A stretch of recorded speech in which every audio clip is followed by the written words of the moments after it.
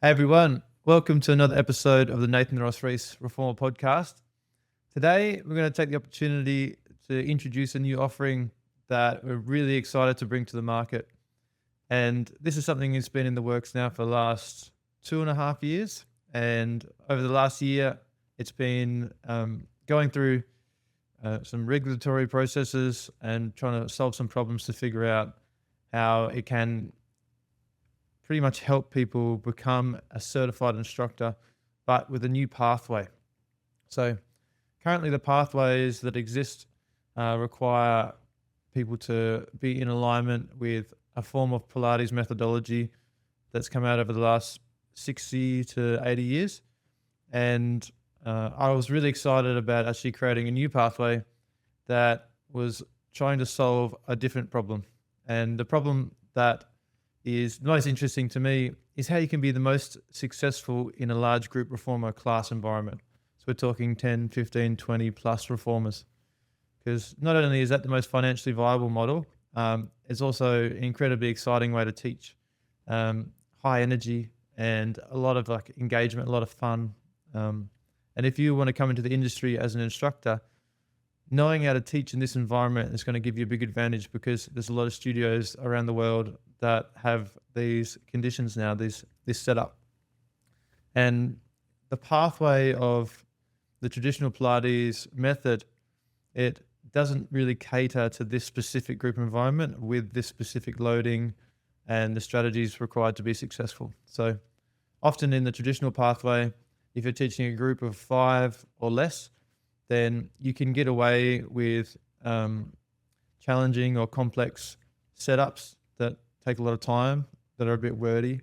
You can teach things with a lot less balance that are hard to stabilize, and you can get away with it because you're in close proximity to a lot of people. So, you're within a couple of steps of 5 people, so you can always go to assist someone. But without a specific methodology designed to be effective in group reformer classes, what you find is teaching with the same strategies just doesn't scale very well. It doesn't work. As soon as you get to 10 plus, then you find that all of a sudden the risk versus reward ratio isn't the same. If you're unable to assist people personally, the probability someone could fall increases. So teaching things with higher complexity doesn't always work out very well. And once you see that perspective from the other side as an owner, and you realize that the liabilities involved with potentially injuring clients, the last thing you want is to be setting up instructors with systems which could lead to negative outcomes. So with all this in mind, my main goal was to actually create a new methodology, personally driven from my own experience, to optimize the experience of the trainer and the client in this specific setting. So group reformer is to me the epitome of excitement. And if you're a super skilled and professional instructor, you can have the most amazing career. And what I'm offering now is an ability to become certified through the Nathan Ross Rees Reformer Academy method. And that was now going to be recognized in Australia, and you can become an official instructor with this method and teach group reformer in Australia. Eventually, we'll be looking to scale this out to the US and to the UK and to Europe and anywhere else that we figure out how to do that where too. So at the moment, everywhere is a little bit different with the requirements they have to be officially recognized as an instructor. But that's been a fun process I've been figuring out. So the main thing is the outcome. So what I'm trying to do here is solve a problem. The problem is scalability and systems that are outdated, which don't effectively train people in this environment. I want to be able to empower people with the skills and knowledge that actually make you very successful in this environment. And so far, if you're looking at, is this concept proven or not? Yesterday I taught my 143rd workshop. It's been in 15 countries now. So the demand is there, and the runs are on the board, the results are in. So it's just a matter of time now before this new evolution comes through and you'll see big group reformer classes coming to locations where they might not be yet. So you're going to see a lot more of that coming into the UK. You're going to see it starting in Europe. And this was going to become the norm if you're looking into the future, next 10, 20, 30 years. Teaching at scale like this will be the main thing. And I believe there's a place for every type of training method and every type of experience you want to create. There's nothing wrong with all the variety. But to be successful in this specific environment, to be able to consistently sell out classes, deliver experiences that people love, if you use these strategies in the Reformer Academy, you're guaranteed to get that outcome. Because this is a thing that I've been refining now for the last 5 years, been working for myself, and previously 3 to 4 years before that, as I was getting experience in the industry, specifically with reformer training.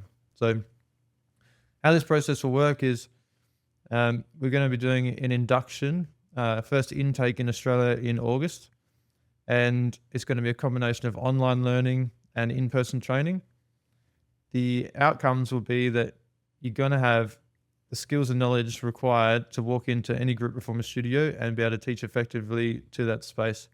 The way I like to prioritize the systems is think of like simplicity and efficiency. What we're looking to do is optimize your energy output and your economy of energy to get the best return on investment from the clients. And that also means it's much more fun for you to teach. So what the systems do is they streamline your teaching processes. So you don't have to spend a lot of time queuing. To do that, you have to be a lot more intentional with what you say and how you say it. And you're very specific in the outcome you're trying to achieve. So when you're observing the room, the awareness really is the biggest asset that you've got. But awareness without intention is not really useful. So to give an example, the kind of detail that we go into is every time we're teaching an exercise, we can break it down by what is the load we're using, what is the muscle group we're targeting, and then how we can scale the load. And with the muscle group being the target, that becomes the reference point of every exercise. And when you control how fast people fatigue, then you control the experience. And this becomes more and more important when you're looking at bigger numbers, because naturally there's variations between all the humans in the room. You got different levels of experience, different levels of fitness, and different levels of understanding. So to have a system which scales in a group, you have to be able to look after all the levels of ability that are present. And a lot of strategies at the moment, when they come to loading, they'll tell you how to do the loading to get an outcome, but they won't tell you how to do that within a group class setting to guarantee everyone gets it, or everyone gets there at a time which is useful for the group class. So to give an example of what I mean, technically if you want to get someone stronger, you'd be looking to push them to a fatigue or to failure, or to hit mechanical tension. And working to failure is just an effective way to stress the body to get a result. But if you're doing that one-on-one, that process is quite simple because you're just going to be in this position long enough with enough load to get that outcome. However, if you've got 20 people in the room and you put someone in the hardest position, or you put people in the hardest position first, then what's going to happen is it turns into Survivor, and all of a sudden you've got people fatiguing and failing at different speeds until eventually half the room has failed, and the other half is fresh and still ready to go. So that is an example of how maybe an oversimplified version of trying to reach fatigue or failure in an exercise would actually not work well in a group class. So an optimal strategy would be to understand what muscle group you're targeting, what the load is, what's the easiest body position to be in with the least amount of load, and then how you can adapt this exercise by adding on movement layers to scale the load. And that way you give people the option to work harder within the same exercise. If you can stretch the exercise durations out for around 3 minutes, then you're going to guarantee that everybody within that class, within that exercise, is going to hit their optimal stress level within that 3-minute period. And then you just finish the exercise off in the hardest position and it's done. So think of it as a load scaling strategy, which is optimizing the workout experience for everybody. So I want to make sure that if we've got a whole bunch of people in the class, some people are new, some people are experienced, some people have great conditioning, some people have just made a comeback into the fitness space, that every exercise is going to be perfect for everybody. And the only way to do that is to control the load. If the load isn't a part of your conversation, then there's no way you can effectively control it. So what we start off with the Reformer Academy is understanding how the loading works. And if you look at typical training processes at the moment, you might notice that is not a part of them. So you might notice that loading isn't in any curriculums currently, particularly when it comes to how the springs work, how you got progressive resistance, how the more the spring stretches, the more resistance you get, but what that means for the person on the reformer. The more you understand the loading, the easier training people becomes, and the more options you have as an instructor to be able to adapt the load to get results. And as you know, the key to getting results in the short term and the long term is progressive overload. So if you have a clear understanding of the loading and then you have like a pathway of progression that's already mapped out, then your ability to get results for clients is systematic and achievable and consistent. And it takes the guesswork out of it. You won't be anxious or uncertain about how to achieve it. It's very clear. It's very objective. So understanding the loading is a big thing, and this is a big part of starting off to become an instructor. You want to be extremely confident in your understanding of how that works, because the main thing in group reformer classes is all the reformers are the same, but all the bodies are different. So your ability to understand how this experience will be different for someone based on their body is pivotal in guaranteeing they get the results you intended. And when you use the target muscle group as the reference point, what you're saying is, this is the intended experience that I want you to have. And when you watch their speed of movement and range of motion, you can tell if the load is satisfactory to achieve that outcome or not. So if I want everyone to work the inner thighs, then we want spring tension which is enough to support you, but not enough that you have to push against.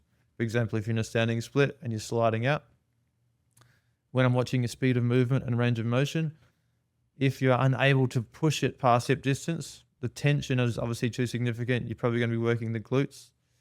If you are sliding out full range of motion, carriage reaching the end, then you basically need less tension to challenge your inner thighs more. Or we could adjust your body position, stepping the foot on the carriage closer to the shoulder pads to give you a bigger range of motion.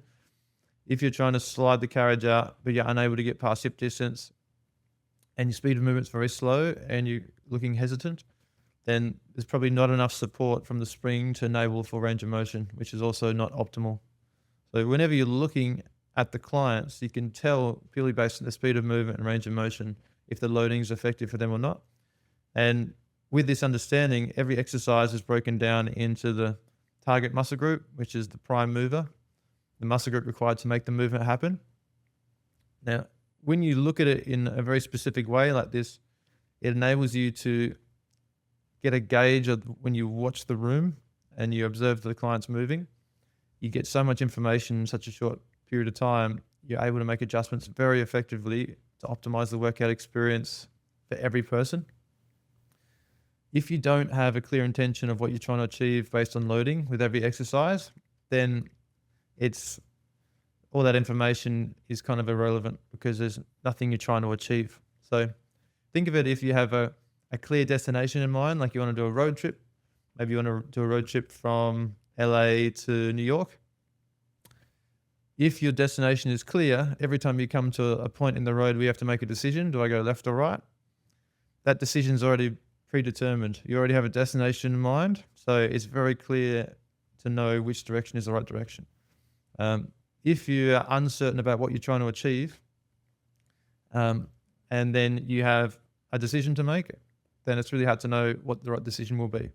And in many cases, if there is no clear destination, then it doesn't really matter what decision you make. You can kind of go anywhere. And this is very relevant when it comes to making decisions based on how to load an exercise. So if you start an exercise in the easiest position based on loading, and we want to scale the load to target the muscle group, if we know that the outcome we're trying to achieve is mechanical tension on the muscle groups we're targeting, then we're restricted in the options we can provide to guarantee that outcome. But that actually creates a really consistent teaching method, and it creates really good results for the clients.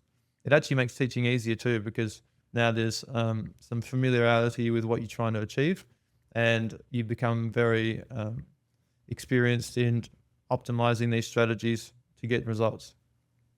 So it's very much the case with the reformer that there's pretty much unlimited movement potential. You can kind of be in any body position, facing any direction, moving in any way. You can have the load attached to your body in almost any position. And then when you think about, well, what movement layers could we add to an exercise? You could say, well, you could pretty much add anything. You could add movement in any direction. So if you can always add everything to every position, then there's no real direction you're moving in. But what we're saying is, with this specific strategy, with this method, the purpose of the movement layer is to scale load on the muscle group we're targeting. All of a sudden, now all the unlimited options are restricted to a pathway, which will guarantee that we get an outcome. So with that strategy alone, you'll find that your group reformer instruction becomes way more effective at helping clients get results. So the exciting thing for me is that instead of people having to go through a pathway which currently exists, which is go through a course which has a Pilates method, which doesn't have a grounding in loading or effective strategies for big group reformer classes, instead of having to go through a different pathway and then eventually come through and do workshops and then figure out a new strategy and implement it later, we can just take that middleman straight out, and you can come straight through this process and learn this method straight away, and then be a certified instructor in this method from the start. So you get a huge advantage stepping into these big group reformer classes with all these skills and knowledge. Huge advantage. So the reason I love this so much is because I've personally been training my team in Melbourne now for the last 18 months or 2 years now since we've opened. And our system is that we only train clients. So we find clients that we think have potential. So they've got great personal skills, really fun, got enthusiasm, they're trustworthy, they're reliable, they're caring people that have a passion, that love the team, that love the studio. And if someone has all those qualities, then you know they're going to be an amazing instructor, because this industry is based on people. So if you're very likable, then it goes a long way. And how you deliver your information, if you're a likable person, people tend to respond to you well. So finding these people and then saying, hey, if you'd like to become an instructor, we think you'd be amazing. And the onboarding process I've been running them through, you can take someone with almost no skill or knowledge, as long as they have those characteristics which make them a great person. And you can train them in this method. Within a 3 to 4 week period, they can be running full group classes. And that turnaround is incredible to see that. You take someone in who has no experience and you give them the skills and the knowledge to be able to deliver classes. And the process that I believe in them is just mastering one thing at a time. So in the beginning, we're building a foundation based on loading and understanding. We go through a lot of the workshop content that's been delivered, understanding how the reformer works, how the body experience can be different based on all the variables like length and mass. And we look at the teaching systems, the teaching method. And once we've covered all the basics, we hone all the attention and time and focus just on one exercise at a time. So, for example, we'd just learn how to do double leg footwork, and we practice that 8 to 10 times. And then you come in and you practice teach that to the studio. And all we're doing is building you up, being really, really good at one thing. And then the next time you come in, we're going to do double leg footwork, and we're going to add on a core exercise in the warm-up. And then we come in again, do the whole warm-up. And then the more time you put into it, the more immersion you have in a shorter period, the quicker you improve. So that strategy now has seen a We've got 12 trainers that have come through, and now they're all teaching and they're all doing absolutely amazing. And to have done that process so intensely now for the last year and a half to 2 years, and optimizing that process to train the trainers to become studio level, high quality, weight listed classes, very confident, become that level of instructor. That's been a really informative process for me about what needs to be done to get this kind of outcome in a certificate process. So now that it's starting in August and now we've got all the systems in place, it's going to be, as I said, a combination of online and in-person training. And the online component will be completed in advance. So when we turn up to do the in-person training, we can focus most of our time on actually the practical side of it, actually the teaching skills and getting the reps in. And the same strategies will apply. We'll focus on one thing at a time, get really good at that, and then give you the platform to move out into the real teaching world and be set up with systems and strategies that will work. And yeah, a big part of improving over time is having a feedback loop, a system built into your teaching structure. And within the teaching method is a way to look at how effective you are at delivering information. So to give you a quick run through of the teaching method, the first 5 steps are designed to get the clients moving in the most efficient and optimal, minimal time required. So we're going to start off with the name of the exercise. That's step 1. Step 2 is the springs. Step 3 is the props required. Step 4 is the body position you need to be in. And step 5 is offering the movement cue to get everyone moving. Now, the less time you take to make that happen, the more effective you are as an instructor. And our goal is to make sure that we're easy to understand with the least amount of effort required. So what I mean by that is, if it took me 100 words to get you moving, but I could do it in 20, why would I use 100? If I can be much more effective, I'm looking to optimize that process as much as I can so that I don't have to waste anyone's time. So what that means is you end up putting the information into bullet point form and delivering it in a way and allowing a big pause. So it's easily processed, and then you just move on to the next step. And as you keep moving on to the next step, you're taking everybody with you. So that will mean that you don't have to repeat yourself, and that will minimize the transition time between exercises without delay. So if I have to repeat myself multiple times, or if I have to go and fix a lot of things, you'll find that it's quite disruptive to the flow of the class.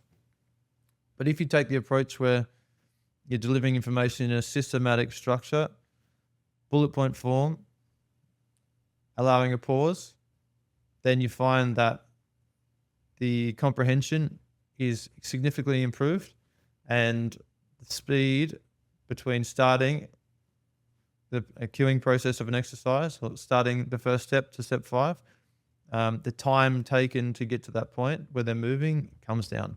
So teaching someone that system does not take a long time to do. And once you have the system in mind, all you're doing is just inputting the new information of every exercise into the same structure. So it becomes really easy to predict what you're going to say and when you're going to say it. So clients respond well to that because now they can anticipate what's going to happen. So once you've done the first 5 steps, name, springs, props, body position, and move, what we're going to do now is the key part of this strategy is actually pause. We're going to observe, and then we're going to offer selective cues. And again, this is a major part of this system, which is different to your standard course. A lot of the courses, when they run you through them, it's all about ticking boxes. And the most efficient way to do that is for you to recite cues, and then you have to say a certain amount of cues. And in a way, you're not really being taught how to select what's required. You're just being taught to recite information. So I can understand from the point of view that they want you to demonstrate some kind of understanding, and it's just the easiest way for you to show it is just to be able to recite it. But I'm more interested in trying to help people develop a critical thinking process where you can observe the room and you can understand what's happening and you can make decisions with critical thinking to offer things that are going to work better. So how this looks in the real world, instead of coming to the point where you've got everyone moving, instead of just launching into saying a list of things that you'd always say, the first thing you're going to do is stop. You're going to watch, and you're going to watch for speed of movement, range of motion. You're going to look at the body positions, the spring settings, and the coordination. And once you've seen all this, taken a vantage point from the side of the room, now you have everything you need to make decisions on what's required. So, for example, if you set people up in double leg footwork and you wanted their toes on the bar, but we've got 5 people with the heels on the bar, the selective cueing now is simply to say, hey, everybody, I want you to feel your toes on the bar. So you can pinpoint the things that you want to be changed to guarantee everyone's moving the way you intended. If you wanted everyone to be moving quick against heavy resistance, but all of a sudden you look at the room and you've got a couple of people moving very slowly, then you can re-emphasize the power and the speed of the movement. You can say, all right, everyone, from here we're going to push out. Big, powerful push, bring it back. So using your tone, using your verbs to accurately describe the speed to empower them to move at the speed that you wanted. With all this information present and your ability to kind of understand it quickly and then make decisions, it makes your effectiveness in this group space so incredible. So if you're to compare the strategies, one strategy is just to say a list of things that might be useful, or the other strategy is to watch, see what's happening, and then make real-time decisions and then only say what's needed. This strategy works every time. And not only does it work every time, the more you do it, the better you get at it. So you get to anticipate things which might not be working and you see them quicker and earlier. And as I'm working with instructors and building their awareness, I'm telling them these are the things which might not work out. You can expect that. There's a probability this might not work and to look for it. And you see these instructors over time getting sharper and sharper and sharper. And it's really exciting to see that because now you're actually building autonomy into their teaching process. I'm not simply forcing compliance of ticking a box. I'm giving them the skill set and the knowledge to look at everything and to make decisions and then be aware of the outcome. And that feedback loop of making decisions and being aware of the outcome, if you repeat that enough, then you get exponentially better in a short period of time. And that's what enables these instructors to go from almost no teaching experience to in 3 to 4 weeks being really good at teaching basic group reformer classes, good enough to teach in any studio and any number of clients. So to get them to that level quicker, you have to be able to build a level of autonomy and critical thinking within the instructor. Confidence and competence, they're connected. So once they understand how things work and how they can control it, then and they get really good at one thing at a time, then you're building a really solid foundation and then they're going to be ready to go. So it's about starting people off in a successful way, building careers and giving people the skills and knowledge required to step into the real world and to have fun and to make fun experiences for clients and to achieve anything they want to in that space too, whether you want to open up your own studios or whether you want to step into the role of being a manager or a teacher trainer or run your own workshops, focusing on these things like loading, getting really skillful at teaching groups. That's only going to make you better for whatever you're trying to do. So once they've got all the feedback and they're making decisions, the selective cueing, we're moving on to step 7 now, which is we're looking to add a movement layer to this exercise with the sole purpose of scaling the load on the muscle group we're targeting. That strategy is also unique because most people, when they're looking at adding on a movement layer, it's not in that context. They're just saying, we're just going to add something to it, usually for the purpose of variety or novelty. And that's fine. But for this system, because we're trying to achieve loading on a muscle group specifically, we want to make sure that the movement layer we're adding is in a specific body position, which is loading that muscle group more. And when you do that, now you're catering for all levels of abilities that are present in this group. And usually what happens is if you don't have a strategy or system which scales load, then you have a difference in what's happening in the room. You have the new people that seem to be quite satisfied because even the basic amount of loading is usually challenging enough. But if you have a whole bunch of people in the room too that are quite strong and experienced and they're not getting challenged physically, they start to get bored and they start to do random stuff you didn't want them to do. And the natural response from instructors is to feel like this pressure, like, oh, I have to be different. I have to be creative. I have to bring novelty. I have to do things differently to keep them entertained, to keep them engaged. But by using this system of scaling the load, by using that movement layer to do that, you don't have that problem, because as soon as those strong people get challenged, they're into it and they're focused and they love adversity. They want to be challenged. By understanding the loading process, you guarantee to be able to give that to them. And the way we're looking at loading is more like a gradient. So you can basically adapt it to anybody at whatever level they're at. So it's always going to be right. And so if you've got people that are quite strong, you won't feel uncomfortable or anxious about how to handle it, because you can see that the loading process to them is they're just further down that pathway, and you know exactly what to do to challenge them as well. And what we do is we do this again. So we've added on a movement layer, and then we'll give it about 60 seconds and we'll do it again. So we're getting to about the 3-minute mark with every exercise. And we finish with a finisher, loading that muscle group with 100% time and attention, and it's done. Now, when you're getting to the end, step 8 is we're going to give a time goal. So we're going to let you know how long there is left until the end. About 60 to 40 seconds is very good. And then for that last 10 seconds, it's going to be a countdown. So a really motivational approach to make sure people stick with it and don't quit at the end. So with that system, 1 to 8 steps, what you do is you make teaching in this big group space very, very efficient and simple. Getting good at the system enables you to actually have more time to do other things, which are much more important. And that is connection, one-on-one connection with the clients. Because I don't have to say a lot of cues all the time, I have a lot of free time to move around the room. And every time I'm moving around, I'm always near someone. And smiling, eye contact, enthusiasm, encouragement, these are things that I'm doing consistently.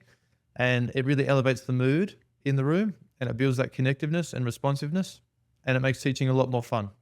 So I like to go between one-on-one connection and group instruction intentionally. And because I've got the time and the space to do that, I can do it quite easily. And this system and this structure will give you that. So yeah, the process has started. So August this year, we're going to be rolling it out. This will be available to be taught in person in any location within Australia. So I'll be looking to work with studio locations to start their training process, to train their team members, and then we could offer that to other people in the area that would like to join. So more specific offerings will be made available soon on how that will happen. But to give you a bit of an insight as well, we've also got a training manual, and the manual will be received by everybody who starts the training process. The online course, you'll get that. And as far as like tried and tested strategies and systems, 15 countries, 143 workshops. Because it's based on loading, it doesn't matter where you are. You can be on a reformer in any country. If you understand the connection between how reformers and springs work with bodies, then you can help everybody. If you're optimizing for efficiency, you're always going to be useful and effective and practical. So this year, it's been a big goal, big dream to bring this out, and I'm just so excited to be able to share this now and to bring this to reality. And I just really want to appreciate everybody so much on the journey who's come along, and I'm really excited about the future for what we can do and expanding this into a big worldwide market where we can actually give practical strategies to start in the industry, give certificates that build independence, that build critical thinking, that empower people to have the skills and knowledge to be successful in the real world, specifically in these big group performer classes. So, yeah, thank you so much for listening to today's episode of the Nathan Ross Race Reformer podcast. If you're interested in getting some of your team members certified in the Nathan Ross Race Reformer Academy method, then definitely feel free to reach out through Instagram or through our website, www.reformeracademy.com. And I can't wait to see you guys in studio soon. So all the best. Thank you.